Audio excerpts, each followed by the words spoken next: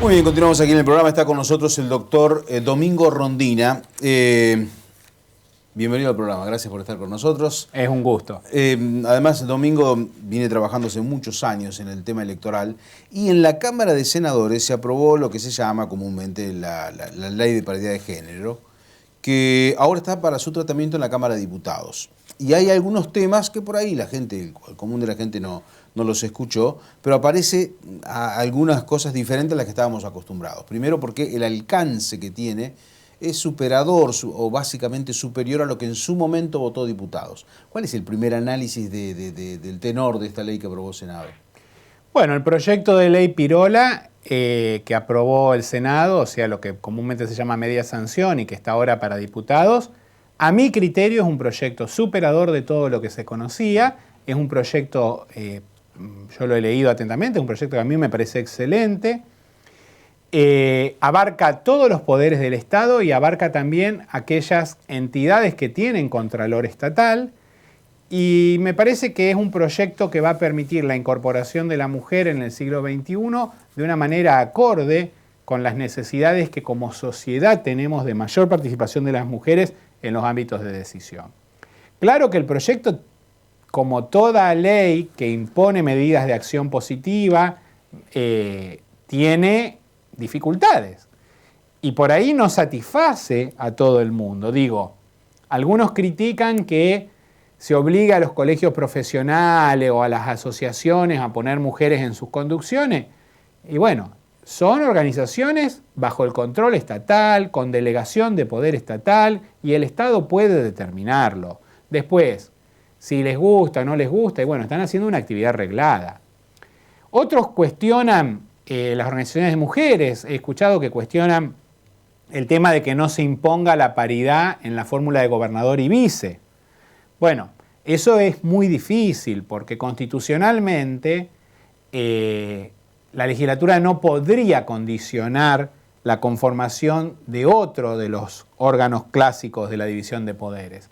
Entonces, plantear que la ley podría establecer cómo se van a conformar las fórmulas de gobernador cuando la Constitución no pone ninguna restricción es de una lógica constitucional muy difícil. Entonces, a mí me parece que, bueno, quizás en el futuro tendremos que repensarlo, pero me parece que era muy difícil ponerlo en la fórmula de gobernador y vice a una decisión legal.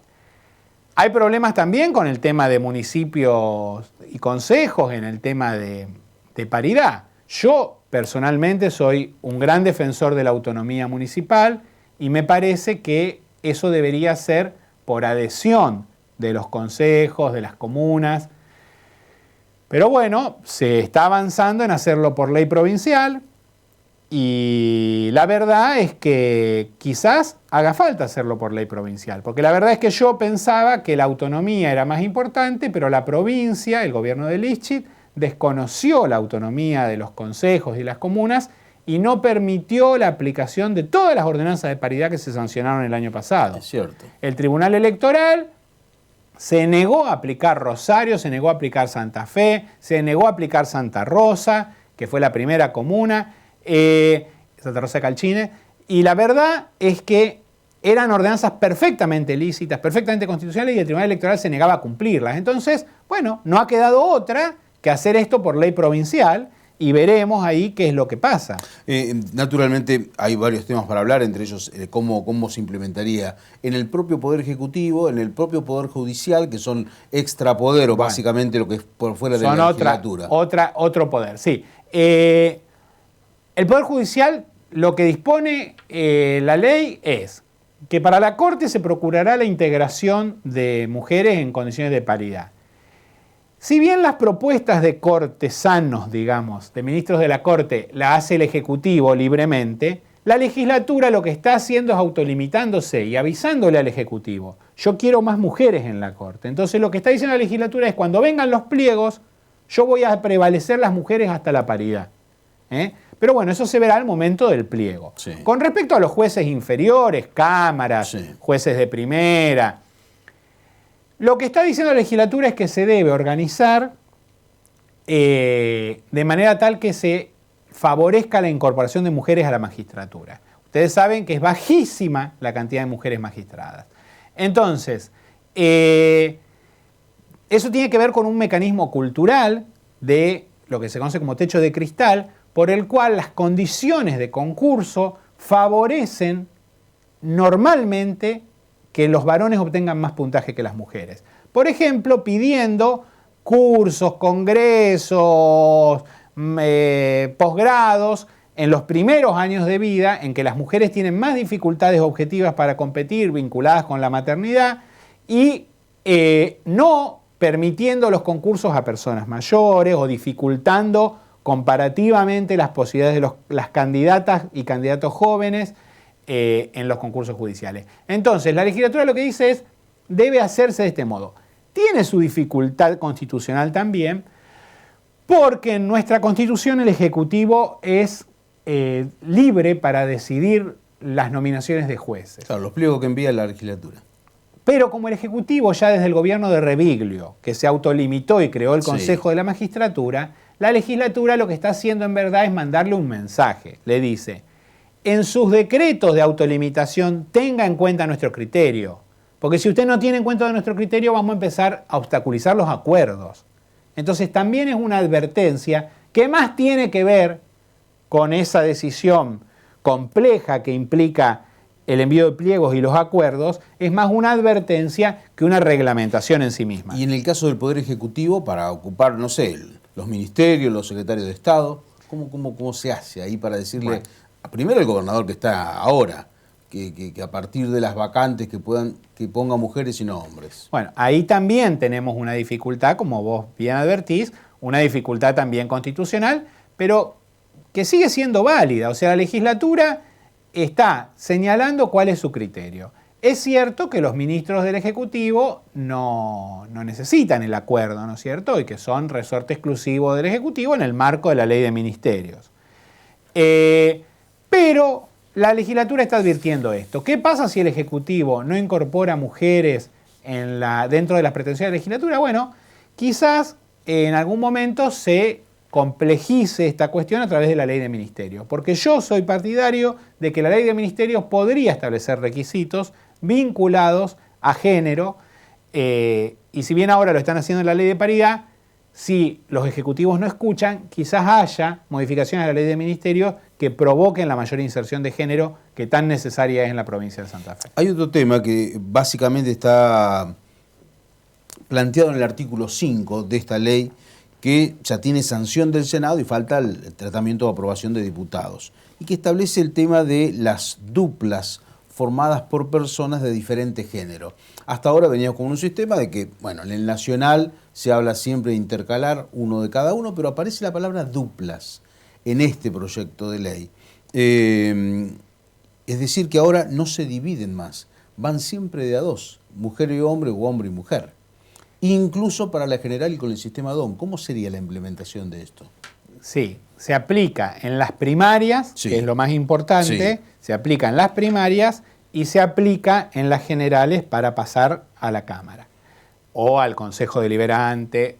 Bueno, lo de las duplas es una innovación muy importante de este proyecto. A mí me parece una gran solución para el problema de la paridad.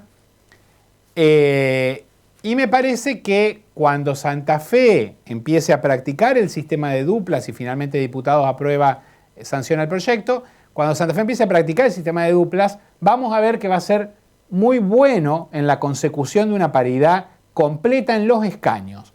Porque el problema que tenemos con la paridad, o sea, siempre cuando se hace una norma, hay dificultades objetivas, materiales que vos tenés que resolver. Y a veces cuando resolvés un costado se te desajusta otro, como ocurre en todas las cosas humanas. Entonces, por ejemplo, cuando en la reforma constitucional del 94, acá en Santa Fe, discutíamos en la disposición transitoria el tema de la incorporación por artículo 37 de mujeres con cupo femenino, que en ese entonces era de 1/3, ya se planteaba que la única forma de resolver de verdad el problema del cupo era mantener las listas sábanas, cuando que en la misma convención se decía basta de listas sábanas. Y algunos decían no digan esa pavada, Porque sin lista sábana no hay cupos. O sea, si vos podés tachar los candidatos que no te gustan, por ejemplo, Claro. o podés agregar candidatos, el elector podría elegir todos varones. Entonces, la lista sábana protege los cupos. Los cupos no son eternos, pero ya desde el principio los yanquis explicaban, los constituyentes yanquis, que los cupos tienen que ser temporales, como un shock cultural, y después de unos años retirarlos para ver si la sociedad se fue acostumbrando. Entonces, durante un tiempo hay que meter cupos, y para meter cupos son necesarias las restricciones a la opción electoral. En ese sentido, la dupla lo que plantea es, van siempre en yunta. Sí, no existe más el candidato solo, digamos. Va siempre el casalito de Sí. candidato. Entonces, de ese modo, vos te asegurás que en las primarias, por ejemplo, se mantengan las representaciones de los sectores. Porque ¿qué pasaba, por ejemplo, y qué pasaría si vos haces, o qué pasa en la nación, cuando vos haces la paridad con inclusión DONT? Suele ocurrir que la lista que gana mete todos los varones y la lista que pierde solo puede meter las mujeres. Sí, sí, si algo, de hecho ha pasado en Santa Fe frecuentemente, siempre. Muy frecuentemente. ¿Por qué? Porque según cómo sean las diferencias, si no duplica, va a ocurrir que el ganador mete el cabeza de lista y el perdedor no puede meter su cabeza de lista y mete la mujer que iba segunda. Vos me dirás, bueno, que haya más mujer encabezando, sí, está bien, pero eso es cultural. Ahora estamos viendo cómo lo resolvemos a una situación real, que es que las listas suelen ser encabezadas por varones. Entonces, si yo permito que entre el varón del ganador y que el perdedor tenga que pagar la mujer, termina ocurriendo, como terminamos con el caso Arcando, teniendo que ir a la resolución por legislatura, termina ocurriendo que el perdedor paga a las mujeres y el ganador no pone mujeres. Entonces las mujeres de la lista interna del ganador no llegan a la legislatura. No son representadas. Ahora, ¿no hay una conexión? Eso se complica mucho en las alianzas. Sí, pero ¿no hay un choque acá con el sistema DONT? Con lo que finalmente... El sistema DONT es una práctica matemática que no es un requisito constitucional de justicia. Vos podés aplicar el sistema DONT sobre individuos o podés aplicar el sistema DONT sobre duplas. El sistema DONT no es una condición de equidad. El sistema DONT es una práctica matemática y se va a seguir respetando el sistema DONT. Nada más que en vez de repartirse por individuos, se reparte por duplas. Salvo cuando haya que incorporar impares. Sí. Si hay que incorporar impares, no importa el género del último. Sí, eso dice. O sea, entonces, si al momento del ingreso a la Cámara metiste 5 diputados, como ocurría con la lista de Cambiemos, en donde estaba Arcando como sexta, si vos metés el quinto no importa el género. Entonces, habrá 2 varones, 2 mujeres y no importa el género del quinto. Claro. Entonces, cuando sea impar, no hay problema, se va a calcular sobre individuo. Pero en principio se aplica por duplas. Esto va a permitir que la interna llegue a la general correctamente representada. Y que la general llegue a la Cámara correctamente representada. Y va a permitir, a diferencia de lo que pasa hoy, que el cupo se respete también en las bancas. Porque si no, pasa que en los bloques chicos no se respeta ni siquiera el tercio que hay que respetar. Y llegamos a casos como el de Arcando, en que la Cámara tuvo que descalificar el pliego de Julierac-Pinasco, o Pinasco-Julierac, para permitir que el bloque Cambiemos respete el cupo femenino. Sí. Entonces, lamentablemente, si no resolvemos esto al momento de la elección, la paridad se va a complicar muchísimo al momento de la incorporación de los candidatos, cuando sean electos. O sea, estamos pasando a 50%, hoy estamos en 33%, estamos pasando a 50%. Si no establecemos un mecanismo serio que permita que lleguen mitad y mitad, vamos a tener graves problemas al momento de incorporación de los electos. Vamos a terminar teniendo un montón de Julierac que tengamos que dejar afuera de la legislatura para que se respete la paridad en bancas. Porque cada bloque va a tener problemas. y vamos a terminar con un montón de impugnaciones. Necesitamos un sistema que ya en su origen sea par. Y para que sea par, armemos duplas, armemos casales, mandémoslos en parejas en todo el proceso. De ese modo nos aseguramos que siempre lleguen 50%. Y bueno, se van a acabar algunas avivadas también, Darío. Yo no te quiero decir que no. Se va a acabar la avivada del que arma un partidito o un sector interno y con 30.000 votos se cuela en la lista de 28. Menos de 30.000 votos. Se cuela en la lista de 28. O sea, se van a terminar los chiquititos, ¿me entendés? Las pymes de la política se van a terminar. Porque va a reforzarse una mayor necesidad de representatividad para llegar, pero esa representatividad va a ser formal, va a ser cantidad de votos, pero también va a ser en legitimidad, porque va a ser par, va a ser equitativa. Domingo, muchísimas gracias por tu tiempo y por ayudarnos a entender lo que dice el proyecto. Ojalá que la Cámara de Diputados dé sanción a esto y avancemos en practicar con un nuevo sistema más justo para las santafesinas y santafesinos.